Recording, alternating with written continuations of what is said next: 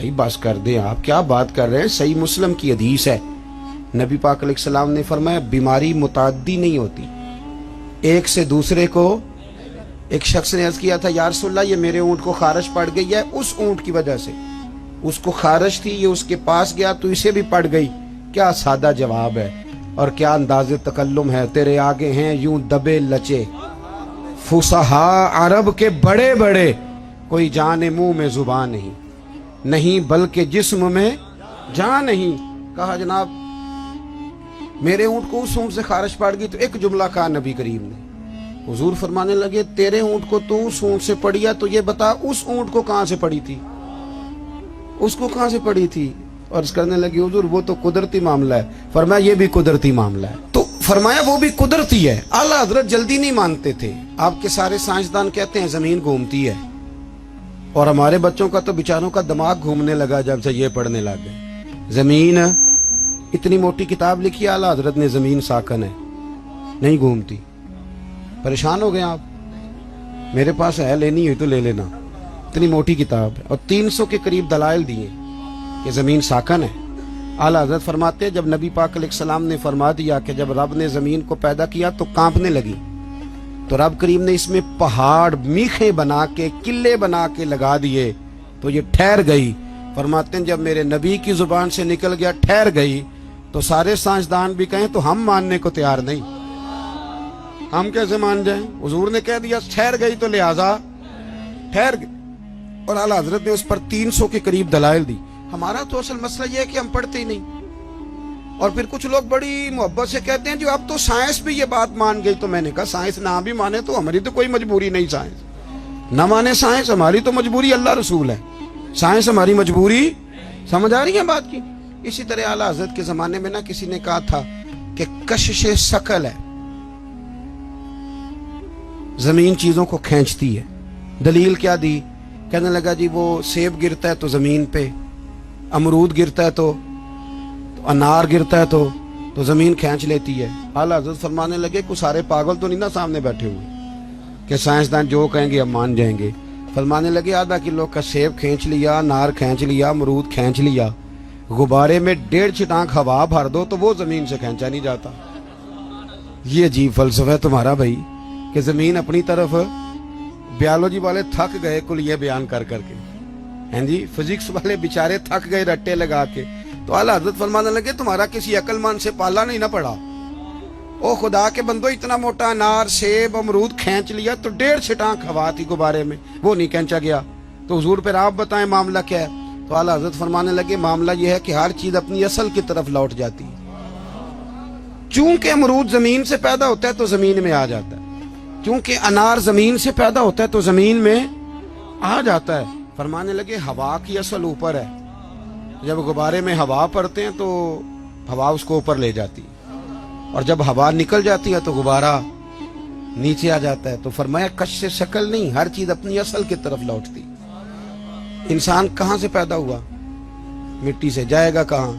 چونکہ اس کی اصل مٹی ہے، مٹی دیں تے مٹی رہنا ہی ایمی کا دی بلے بلے، اج مٹی دے اتے بندیا تے کل مٹی دے تھلے۔ تو بھائی اعلیٰ حضرت نے نا نظریات کا تحفظ کیا۔ تیسری بات، اعلیٰ حضرت فرماتے تھے کہ دین میں خودداری اختیار کرو، عزت نفس، دین کو فار سیل نہ کرو۔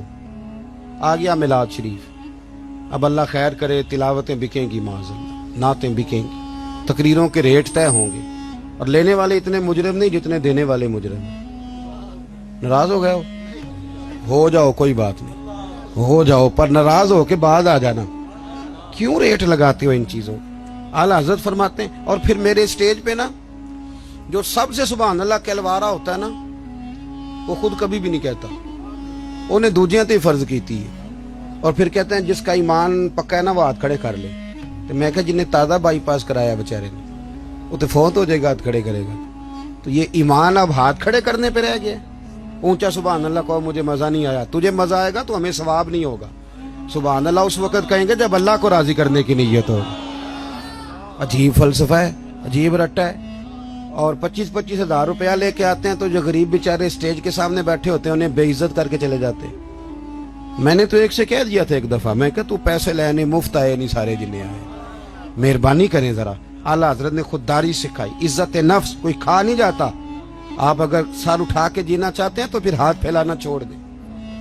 روزی رب قریب کے دست قدرت میں ہے, جب چاہتا ہے جتنی چاہتا ہے عطا فرماتا ہے.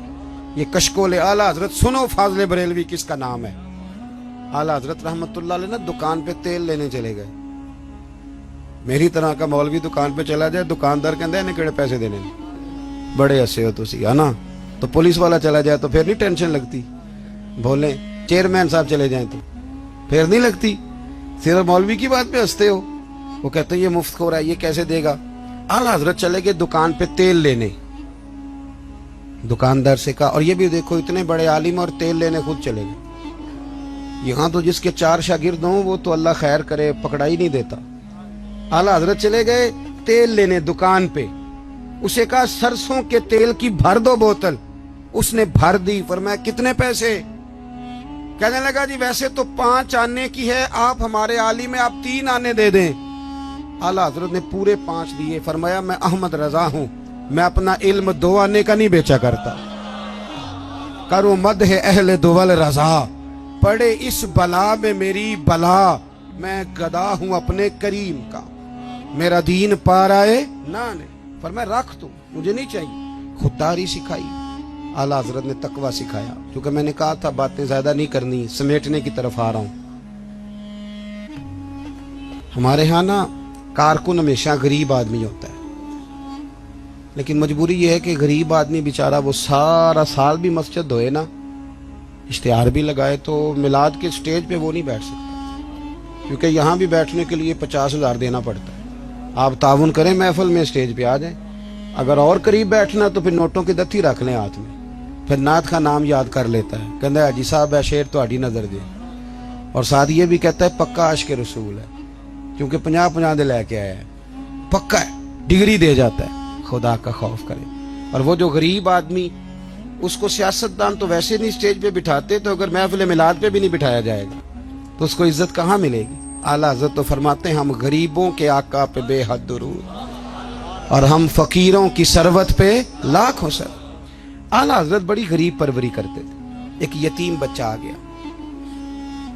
سید ایوب علی صاحب رضوی رحمت اللہ علیہ آپ کے خلیفہ ہیں. کبھی اللہ آپ کو توفیق دینا تو میانی صاحب قبرستان جائیں اور سید ایوب علی صاحب کی قبر پہ ضرور فاتحہ پڑھ کے ہیں, کیونکہ اعلیٰ حضرت کو جتنا لوگوں تک پہنچایا ہے اس میں 75% حصہ سید ایوب علی صاحب کا.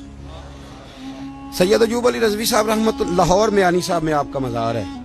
سید ایوب علی صاحب کہتے ہیں کہ ایک بچہ آگے اعلیٰ حضرت سے کہنے لگا حضور میں یتیم ہوں, والد فوت ہو گیا, اکیلا ہوں, میری ماں ہے, تو اگر کوئی غریب دعوت کرے تو آپ آ جائیں گے.